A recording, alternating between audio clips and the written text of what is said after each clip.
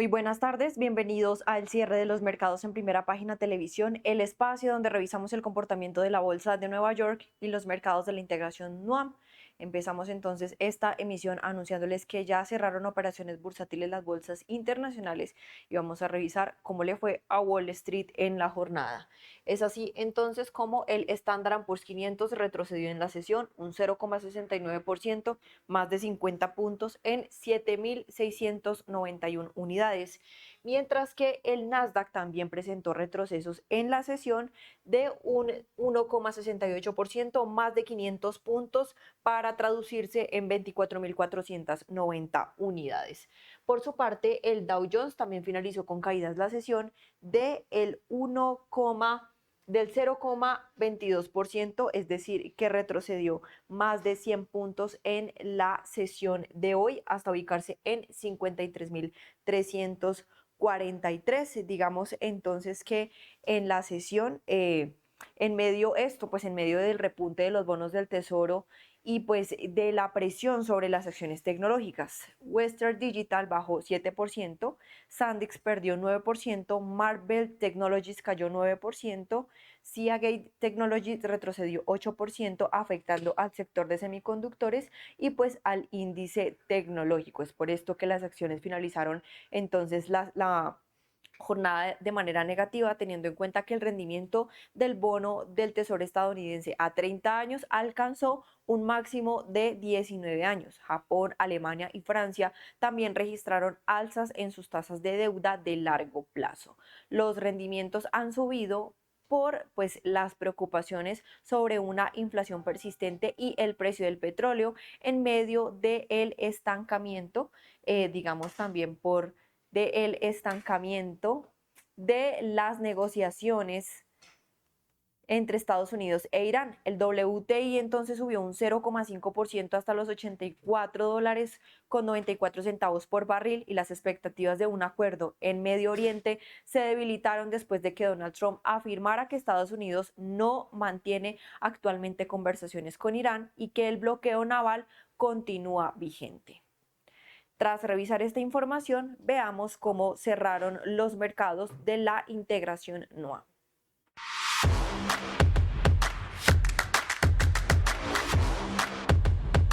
Así las cosas, entonces la Bolsa de Valores de Colombia en la sesión de hoy, con su principal índice que es el MSCI Colcap, finalizó la sesión de manera positiva, un avance del 0,39% en 2.461 puntos. Por su parte, acciones como por ejemplo Corfi Colombiana, Cementos Argos de la Acción Preferencial, Corfi Colombianas de la Acción Preferencial, Grupo Argos de la Acción Preferencial y Grupo Argos de la Acción Ordinaria fueron de las 5 acciones en terminar la sesión de manera positiva. Corfi Colombiana finalizó con un aumento del 3,90%, Cementos Argos de la Acción Preferencial finalizó con un avance del 2,69% y Corfi Colombiana de la Acción Preferencial también avanzó en la sesión 2,47%, seguido de Grupo Aval en la Acción Preferencial, que también mostró una subida en la sesión de 2,42%.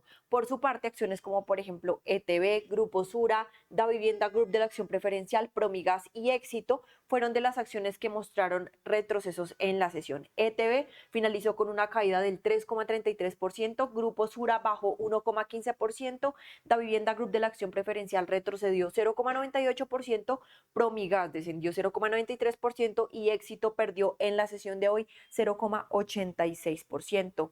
En noticias del mercado colombiano, les cuento que el presidente de BBVA Colombia, Mario Pardo Bayona, estima que la tasa de interés del Banco de la República, actualmente en 12%, podría mantenerse en los próximos 15 meses con una posibilidad en un ajuste del alza. Según su proyección, el ciclo de reducciones comenzaría en el segundo semestre del 2027, y en el mercado cambiario, es decir, en la cuestión del dólar, BBVA Colombia ubica entre 3.600 y 3.700 el nivel del equilibrio del dólar. Sin embargo, Pardo señaló que el peso colombiano podría mantenerse fuerte ante el flujo y la llegada de dólares al país, aunque también contempló un posible debilitamiento de la moneda local. Así las cosas, y de otro lado les cuento entonces que BAC Holding International Corp reportó una utilidad neta de 349,72 millones de dólares durante el primer semestre del 2026, lo que representó una disminución del 5,9% frente a los 371,57 millones de dólares registrados en el mismo periodo del año anterior. La reducción fue de 21,85 millones de dólares en la ganancia acumulada y el resultado corresponde al periodo de 6 meses finalizado en junio del 2026, según los estados financieros presentados por la compañía. Con esta variación, la utilidad neta del holding se mantuvo por debajo del nivel alcanzado en el primer semestre del 2025.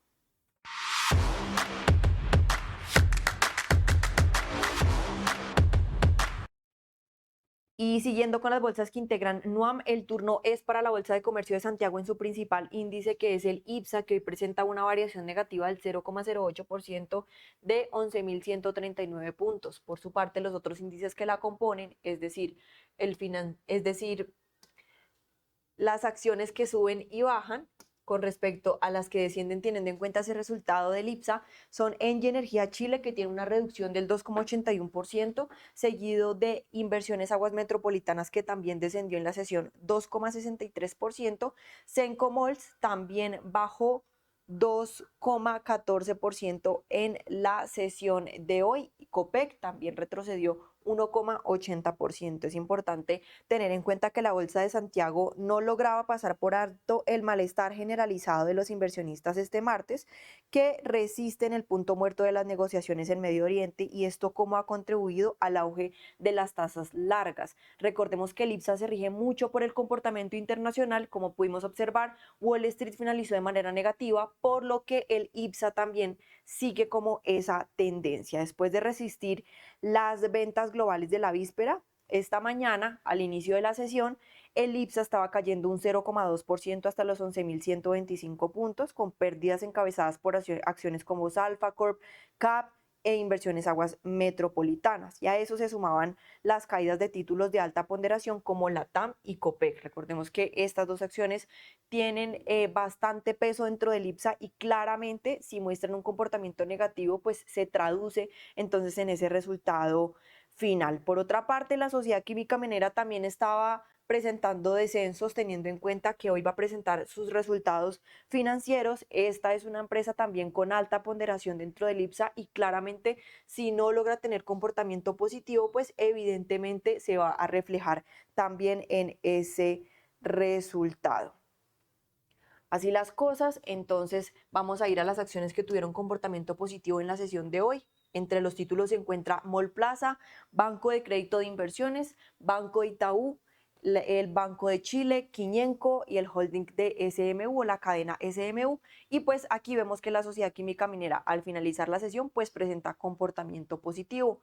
Eso quiere decir que los inversionistas probablemente tengan expectativas positivas sobre los resultados financieros. Es así entonces como Mallplaza avanza 3%, Banco de Crédito de Inversiones avanzó 2,11%, Banco Itaú también tuvo un aumento del 1,65%, Banco de Chile subió 1,64% y Quiñenco avanzó en la sesión 1,07%.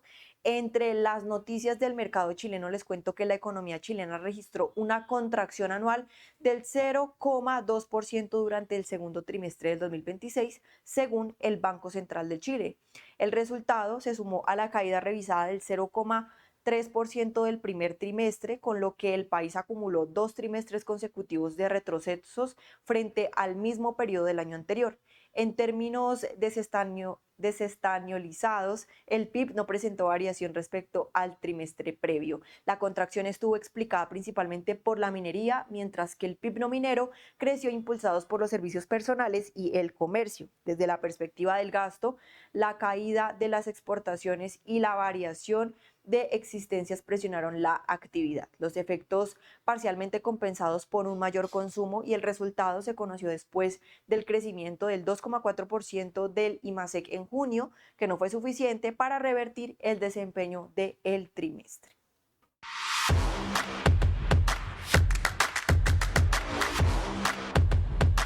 Y ya para finalizar entonces con las bolsas que integran NUAM, el turno es para la Bolsa de Valores de Lima, que hoy en su principal índice finaliza con caídas la sesión. Es así entonces como el índice general tiene un retroceso del 0,14% en 58.322 puntos.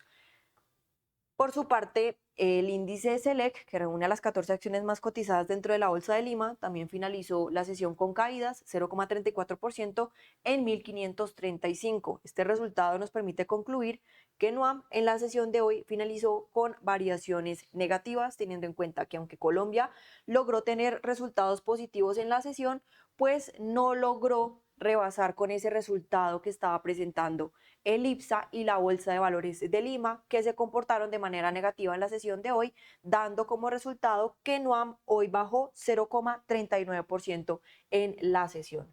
Respecto a las acciones locales, tenemos que Rio2 Limited, Cartabio Sociedad Anónima, Southern Copper Corporation y Credicorp fueron algunas de las acciones que mostraron comportamiento negativo en la sesión. Rio2 Limited descendió 3,25%, Cartabio Sociedad Anónima Abierta bajó 3%, Southern Copper Corporation descendió 2,62% y Credit Corp también bajó 2,56%. Por su parte, acciones como por ejemplo Cumbra Holdings, Telefónica, Pipix Mining Corp, InRetail Perú Corp y Unión de Cervecerías Peruanas Bacchus finalizaron la sesión en positivo, siendo Cumbra Holdings la que tuvo mayor desempeño o mejor desempeño en la sesión del 10%, Telefónica avanzó 6,38%, PPX Mining Corp tuvo también un aumento del 4,43%, y Retail Perú ganó 2,74% en la sesión de hoy. Y en noticias del mercado limeño les cuento que Credit Corp y Kindred implementarán un modelo corporativo de gestión tecnológica para estandarizar las operaciones del grupo financiero en Perú, Colombia, Chile, Bolivia y Panamá. La iniciativa contempla servicios en la nube, automatización y herramientas de inteligencia artificial para reducir la fragmentación tecnológica, anticipar incidentes y fortalecer la continuidad de los servicios digitales. El proyecto también incorpora la plataforma Kindred Bright para integrar, monitorear y coordinar los distintos entornos tecnológicos de Credit Corp. Y el nuevo esquema busca mejorar la eficiencia y el desempeño de los sistemas, además de preparar al grupo para futuras migraciones a la nube mediante la consolidación de procesos y servicios bajo un modelo operativo unificado.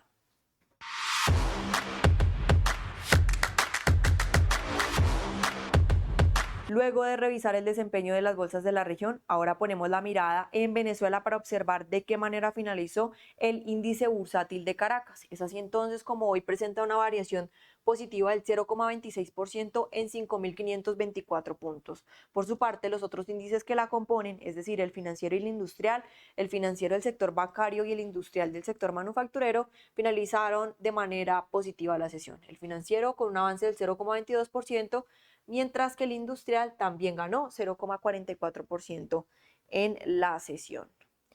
En otras noticias, el secretario de Energía de Estados Unidos, Kelly Husbeit, afirmó que más de 500.000 barriles diarios de petróleo venezolano están llegando actualmente a refinerías estadounidenses, equivalentes a cerca de la mitad de producción del país. Según el funcionario, Venezuela produce alrededor de 1,25 millones de barriles diarios y una parte significativa de ese crudo se dirige a instalaciones estadounidenses diseñadas para procesarlo.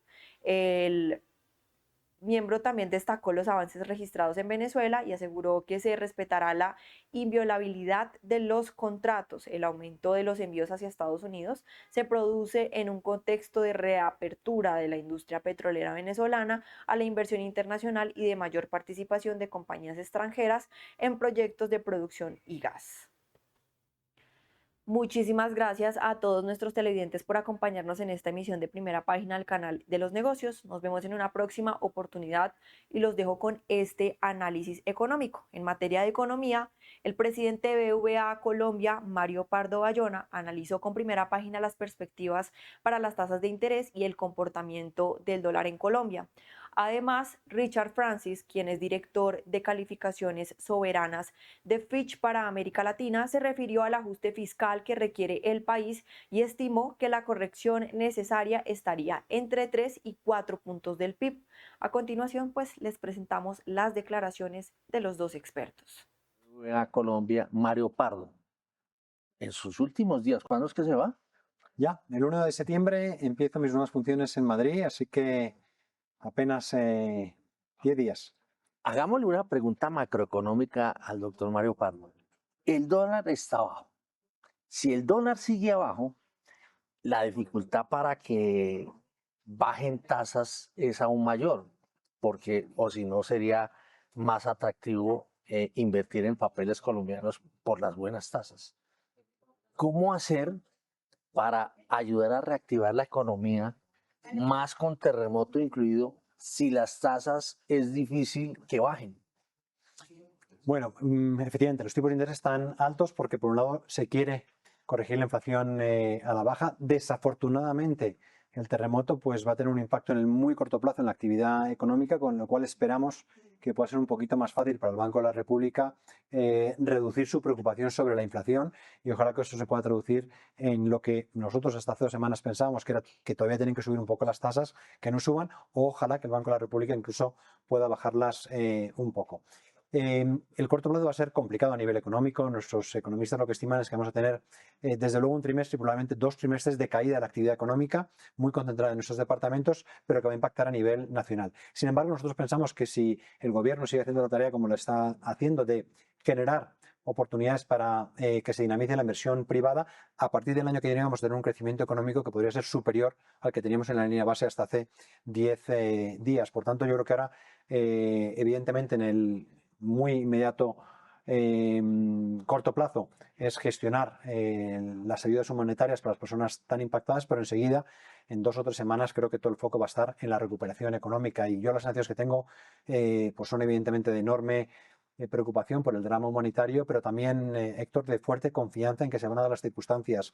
Las multilaterales han dicho que van a contribuir, los mercados financieros están apoyando a Colombia, el riesgo de lo que se llaman los credit default swaps están también en niveles muchísimo más bajos de los que teníamos hace unos meses. Los tipos de fondeo a largo plazo también son mucho más bajos de los que teníamos hace unos meses, con lo cual, si bien la situación todavía no es de tipos de interés tan bajos como nos gustarían, sí que consideramos que son una situación mucho más positiva, y yo, repito, soy optimista respecto a que sector público y sector privado vamos a hacer la tarea para recuperar la economía de estas regiones y por tanto del país en muy pocos trimestres. Como usted ya se va, a ver, un mensaje para el nuevo presidente de la República, un mensaje para el Banco de la República y un mensaje para los banqueros.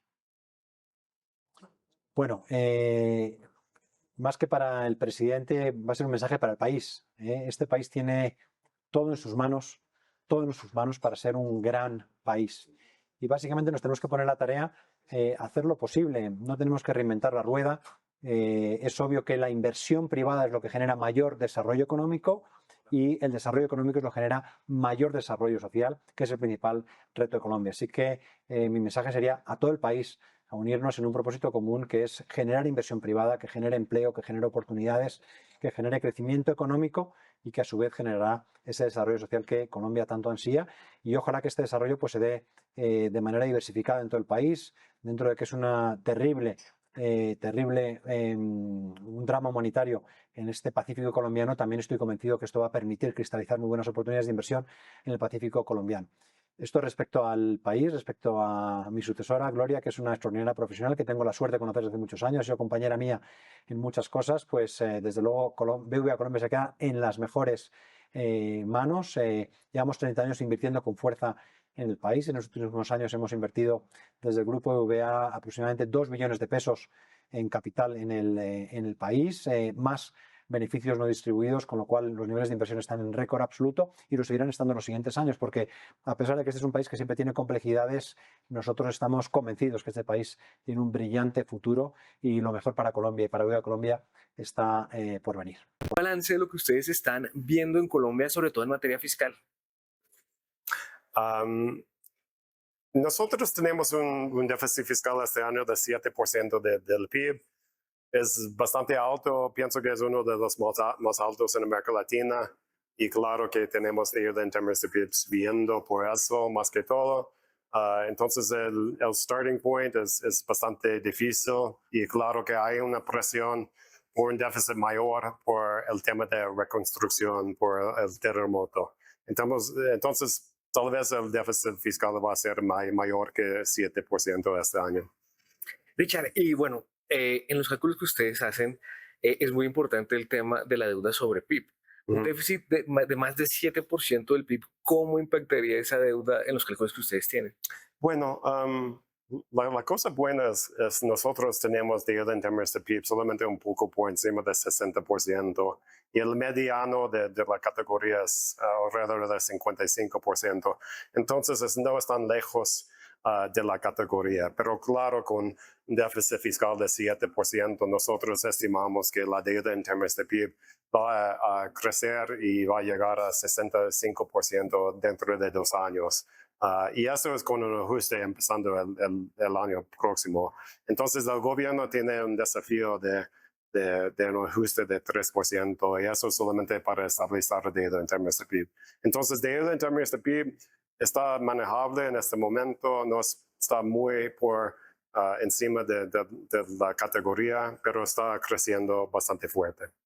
Y ahí, Richard, el ajuste que tiene que hacer el gobierno, ¿cómo podría, digamos, impactar o reducir o estabilizar esa deuda sobre PIB? ¿Ustedes lo ven viable o creen que va a seguir subiendo exponencialmente la deuda? No, es viable y nosotros sí pensamos que el gobierno va a empezar un ajuste empezando el año que viene, pero va a ser no 3% en solamente un año, probablemente debería ser 3% en 3, 4 años, entonces todo el mandato del nuevo presidente. Y si el gobierno obtiene un ajuste de 1 o 2%, en vez de crecer fuerte, tal vez podemos ver el crecimiento en términos de PIB todavía subiendo, pero no tan rápido. Y si llega a un ajuste de 3%, la deuda en términos de PIB puede estabilizar. Y eso es lo que queremos ver para mantener la calificación en W con perspectiva estable. Y si obtiene el ajuste de 3%, podemos pensar en algo positivo. Richard, en ese sentido, entonces, podríamos hablar de que, por lo menos en el corto plazo, Fitch no piensa pronunciarse sobre la nota de Colombia.